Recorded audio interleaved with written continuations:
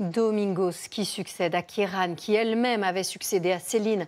En une semaine, ce ne sont pas moins de 3 tempêtes qui se sont enchaînées. Comment expliquer ces forts coups de vent à répétition? Joséphine de Franqueville, Joanne Mavier et David Pires. Domingos, Aline, Bernard, Céline. En tout, 7 tempêtes en un peu plus d'un mois sur les côtes françaises.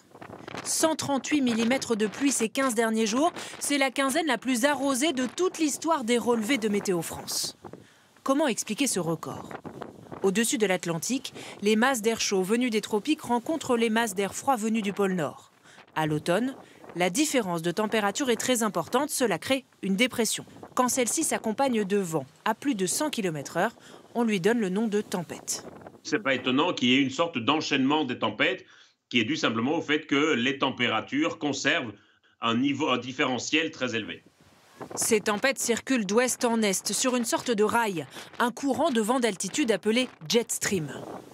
Il est particulièrement puissant cette année, 300 km/h, et orienté non pas vers l'Irlande comme d'habitude, mais tout droit vers nos côtes. C'est le long de ce rail que vont se former ces dépressions et elles peuvent, grâce au contraste de température très fort, se creuser rapidement et générer des vents violents, tempêtes. La trajectoire de ce courant jet devrait remonter vers le nord de l'Europe dans les prochains jours, nous épargnant de nouvelles tempêtes. Gardez quand même vos imperméables et vos capuches.